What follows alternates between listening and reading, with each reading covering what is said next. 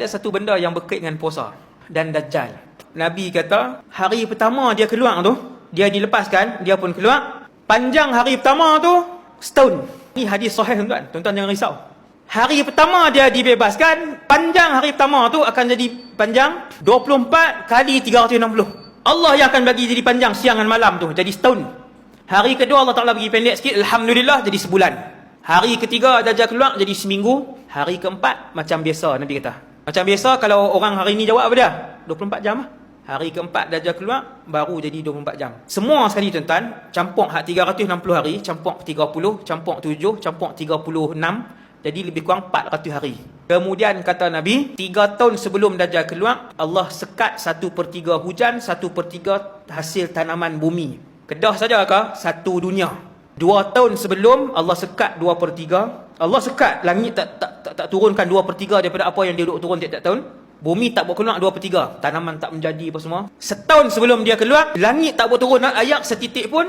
Bumi tak buat keluar sebiji pun gandum, sebiji pun padi.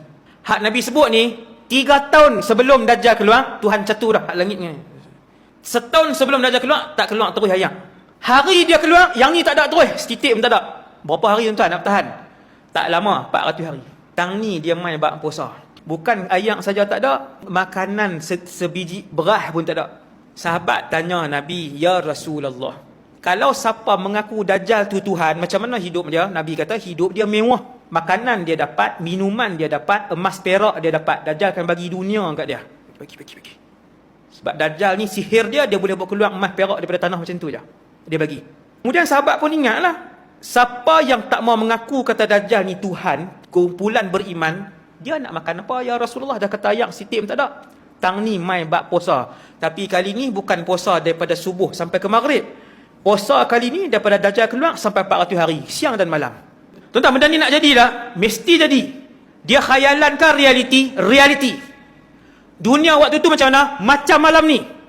Tuan-tuan akan jijak kaki masuk dalam surau macam malam ni. Tuan-tuan boleh bercakap macam malam ni. Tuan-tuan boleh tengok macam malam ni. Ada kerja macam malam ni. Tapi waktu tu makanan tak ada, minuman tak ada. Berapa hari? 400 hari.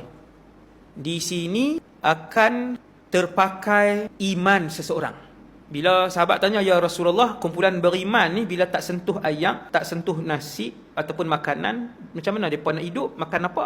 Nabi pun sebut satu karamah yang akan jadi di seluruh muka bumi Allah kepada orang-orang beriman saja, iaitu makanan dan minuman mereka, subhanallah, walhamdulillah, wala ilaha illallah, wallahu akbar, zikrullah.